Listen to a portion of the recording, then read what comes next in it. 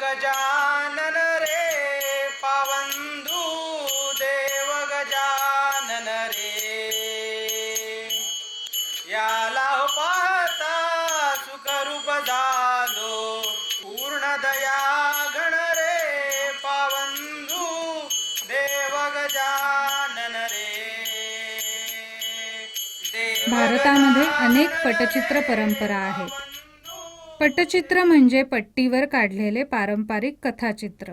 यातील फडचित्र, बंगालपट, आंध्रपट, गरोडापट, चित्रकथी इत्यादी पटपरंपरेमध्ये चित्रकथन करण्याची परंपरा आहे. महाराष्ट्रामधील पटचित्र परंपरा चित्रकथी या नावाने ओळखली जाते. चित्र म्हणजे दृश्य आणि कथी म्हणजे कथन. थोडक्यात चित्रकथी हे दृश्य कथन आहे. त्रैलोक्य प्रतिपाला हो रामचंद्र दयाळ हो माझा राम येतो जातो उभा राहतो सौमित्राच्या कांद्यावर ठेवी तो हात. पिंगुळी हे सिंधुदुर्ग जिल्ह्यातील कुडाळमधील गाव आहे. या गावातील गुढीपूर या वाडीत ठाकर जमातीमधील कलाकार राहतात. पिंगुळी चित्रकथीचे विषय प्रामुख्याने रामायण व महाभारत यावर आधारित आहेत. चित्रकथीची जी चित्र आज बघता येतात ती 18व्या व 19व्या शतकातील आहेत. 12 बाय फक्त 18चाच पेपर. त्या पेपरवर आमच्या ह्या ठाकरांनी सगळी पेंटिंग रामायणाची पूर्णपणे त्या पेपरवर काढायला सुरुवात केली. आता नुसती पेपरवर काढायला सुरुवात केली नाही तर त्याचे प्रत्येकाचे खंड तयार केले त्यांनी. आता बाळखंडाला कमीत कमी 30-35 पेंटिंग्स. अरण्यखंड, उत्तरखंड, इंद्रजित वध, रावण वध, कुंभकर्ण वध ती त्यांनी त्या ठाकर लोकांनी आदिवासी लोकांनी ती बनवली गेली. हे दोघे बंधू आताचा धनुष्यवा कैकई लाडू नको वनिना कैकई लाडू नको वनिना. नवरात्राच्या दिवसांमध्ये 9 दिवस आज जाऊन आम्हाला कार्यक्रम करावा लागतो. त्या काळामध्ये रात्रभर हे कार्यक्रम चालेल जागर, पण आता आम्हाला 1 तासाचा टाइम दिला जातो. सादरीकरणाला जाण्यापूर्वी कलाकार कथेचा कोणता भाग लावायचा हे ठरवतात. त्याप्रमाणे कपड्यात बांधलेली पोथीतील चित्र बघून चित्रांचा अनुक्रम लावला जातो. याला माळका लावणे असं म्हटलं जातं. अनुक्रम लावून झाला की चित्रांचा संच पुन्हा कपड्यात बांधून ठेवला जातो. सादरीकरणाच्या ठिकाणी गेल्यानंतर कलाकारांसाठी कांबळं अथवा चादर अंथरली जाते. हे कलाकारांचं आसन असतं. कलाकार देवासमोर तोंड करून बसतात. कलाकारांसमोर चित्रावर उजेड पडेल अशा पद्धतीने समई ठेवली जाते.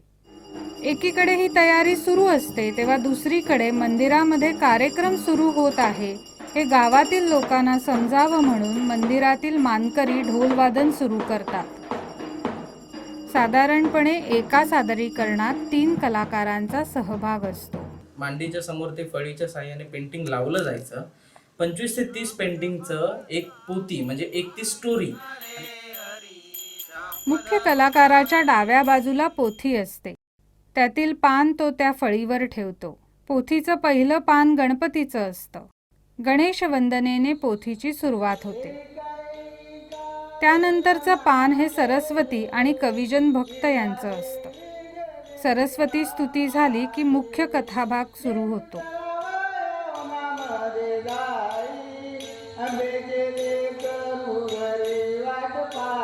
एका चित्राचं निरूपण संपलं की कथेकरी ते चित्र फिरवून दुसऱ्या चित्राचं निरूपण सादर करतो. बहुतांश वेळा मुख्य कथेकरी उजव्या हाताने 3 तारी वीणेचं वादन करतो. हे निरूपण सुरू असताना साथीदार टाळ, हुडूक ही वाद्य वाजवून संगत करतात. अरे वा वा कविजन बघता हो मी तुला तुझ्या जिभेला रसगुंडी देत आहे.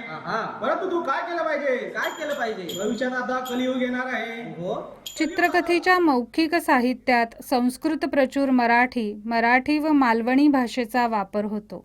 भाषेमध्ये गोडवा असला पाहिजे. समोर बसलेल्या श्रोत्यांना आपण जे काही सांगत आहोत ते रुचलं पाहिजे, पटलं पाहिजे आणि चांगल्या शब्दामध्ये बोलता आलं पाहिजे. याला म्हणतात गोडवा.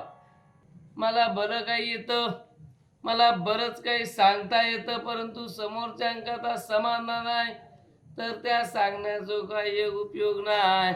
सादरीकरण संपलं की पैसे स्वरूपातील भिक्षा देण्याचं आवाहन करणारं गाणं गायलं जातं. या सादरीकरणानंतर म्हणजेच जागरानंतर जमलेले प्रेक्षक कलाकारांसमोरील तळीत पैसे ठेवतात.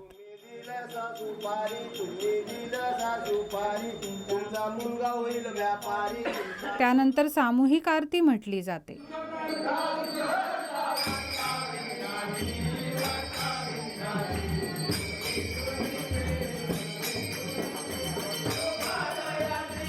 गाभाऱ्यातील देवाच्या आरतीचं दर्शन सर्वांना दिलं जातं व कार्यक्रमाची सांगता होते. नवरात्रीला पोथी वाचून झाली की चित्रकथी कलाकार घराघरात जाऊन साळू नाचवून दाखवतात व भिक्षा मागतात. भिक्षा मागताना हे कलाकार गाणं म्हणत साळू नावाची छोटी बाहुली नाचवून घरातील लोकांचं काही क्षण मनोरंजन करतात.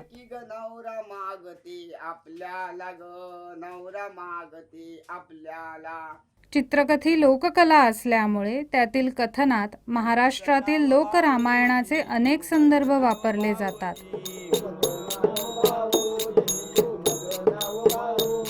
पाण्याचं नाव पानोजी, पानाचं नाव पानोजी, झऱ्याचं नाव झरोजी, झऱ्याचं नाव झरोजी. पिंगुळी चित्रकथीचे बहुतांश कलाकार वारकरी संप्रदायातील आहेत. पिंगुळी चित्रकथीच्या मौखिक साहित्यावर संत एकनाथांच्या साहित्याचा प्रभाव आहे. हा प्रभाव पुढील पदामधील एकनाथांच्या ओझरत्या उल्लेखातून आजही जिवंत आहे. काय एकनाथे गिरजा देवी, गिरजा देवी ग परिसरामा. चित्रकथीमध्ये चित्र हे स्थायी भावाप्रमाणे कार्य करते. त्या चित्राच्या अनुषंगाने कथनातून येणाऱ्या इतर घटना या विभाव, अनुभाव, व्यभिचारी भाव असतात. लक्ष्मणाला रामाने बोलवलं आहे आणि काय म्हणतो, सौमित्रा या सीतेला अरण्याच्या ठिकाणी न्यायची, हिचा वध करायचा, हिचा डावा नेत्र उजी भूत काढून घेऊन यायची. लक्ष्मण म्हणतो, देवा म्हणजे दादा हे माझ्या होणार नाहीत, हे बघ खबरदार, राज आज्ञा म्हणून तुला मान्य केली पाहिजे.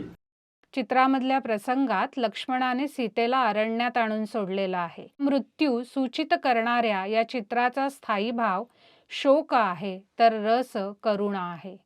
हे चित्र प्रेक्षकांसमोर ठेवून या प्रसंगाचे वर्णन करताना कथेकरी म्हणतो, म्हणते भाऊजे हो इकडे कुठे, हा अरण्यामध्ये कुठे जाता तुम्ही?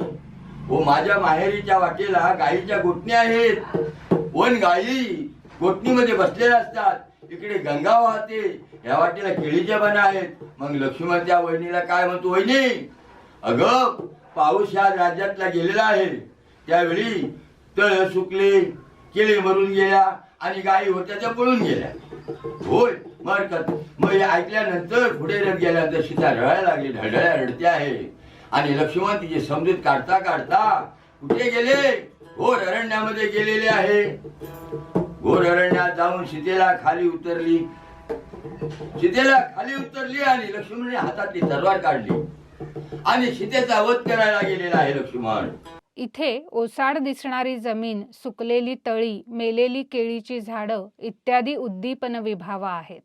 प्रभू श्री रामाच्या आज्ञेचे स्मरण झाल्यानंतर लक्ष्मणाचा तलवारीकडे गेलेला हात हा आलंबन विभाव आहे.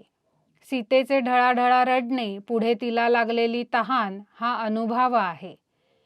याच प्रसंगात पुढे जेव्हा लक्ष्मण सीतेला सांगतो की तो श्रीरामाच्या आज्ञेवरून तिला मारत आहे, तेव्हा सीता लक्ष्मणाला विचारते, काय केली रामाची चोरी होई चोरी, रामाची चोरी होई चोरी, मग सांगा तुम्ही लवकरी हो लवकरी, सांगा तुम्ही लवकरी हो लवकरी, मग सांगा तुम्ही लवकरी हो लवकरी.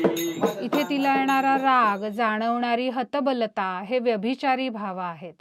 याच प्रसंगात सीता पुढे लक्ष्मणाला सांगते की ती गरोदर आहे आणि तिला तहान लागली आहे. तो लक्ष्मण काय केलेला आहे, अरण्यामध्ये गेलेला आहे, भात्यातला बाण काढलेला आहे, धरणीवर मारलेला आहे, पाणी काढलं, काय द्रोण केला, फरसाचं पान काढलं, द्रोण केलं, पाणी घेऊन आला आणि सीतेच्या पुढ्यात ठेवलं म्हणते, हे पाणी भाऊजी मी पिणार नाही, हे 5 पुरुषाचं पाणी आहे, मला पाणी असं पाहिजे. जावा अरण्याच्या ठिकाणी सीतेचं नाव घ्या, 5 गंगा धावत येते, केळीचं पान काढा, गाईची कळी काढा आणि त्याला दुरण बनवून पाणी आणा. लक्ष्मण तिने सांगितलं त्याप्रमाणे पाणी घेऊन येतो तेव्हा अतिश्रमामुळे थकलेल्या तिला डुलकी लागलेली असते. तो तिच्या उशाशी पाणी ठेवतो. गरोदर आणि आई समान वहिनीला मारणं त्याला शक्य होणार नाही हे जाणून तो निघून जातो. प्रत्यक्षात चित्रामध्ये अतिश्रमामुळे झोपलेली सीता, तिच्या उशाशी असलेला एक द्रोण आणि रथामध्ये बसलेला लक्ष्मण दिसतात. घोर अरण्याचे सूचन करणारी 2 झाडे व एका झाडावर माकड दिसते. प्रसंगामधले विभाव, अनुभाव, व्यभिचारी भाव मात्र मौखिक परंपरेतून समोर येतात. कथनामध्ये सुकून मेलेल्या केळीच्या झाडांचा उल्लेख येतो. चित्रामध्ये अशा झाडांचे चित्रण दिसत नाही, परंतु गरोदर स्त्री आणि केळीचे झाड ही प्रतिकात्मकता भारतीय साहित्य आणि दृश्यकला परंपरेमध्ये आहे. चित्रकथीच्या मौखिक परंपरेमध्ये असे अनेक प्रतिकात्मक संदर्भ आढळतात. अगे तळे गेले आठुनी, अगे तळे गेले आठुनी, त्यामध्ये कमळे गेली सुकोनी, कमळे गेली सुकोनी. चित्रकथी हा समीप रंगभूमीचा आविष्कार आहे. यामध्ये चित्र, वादन, गायन, कथन, प्रकाश योजना इत्यादी घटकांचा उपयोग केलेला असतो. या चित्रांचे आकारमान विशेष मोठे नसते. समयी अथवा पारंपरिक दिव्याच्या प्रकाशात चित्रातले बारकावे पूर्ण दिसत नाहीत. हे बारकावे कथनाने पूर्ण होत असतात. चित्रकथीचे प्रेक्षक, श्रोते अस्पष्ट चित्र आणि सावध चित्ताने ऐकलेले कथन स्वतःच्या बौद्धिक आणि भावनिक बळावर कल्पनेने पूर्ण करतात. चित्रकथी प्रयोगकला असल्याने शब्दोच्चारणातील चढ उतार, वाद्यसंगीत, मर्यादित मुद्रा अभिनय आणि दाखवली जाणारी चित्रे यांच्या एकत्रित परिणामातून प्रेक्षकांमध्ये भक्तिरसाची निष्पत्ती होते. अरे हरी नामाचा प्रताप आहे का सांगीन मी दाखला तुम्हाला, दाखला अव राम सुमरले बहुजन तरले तारक मंत्र खरा.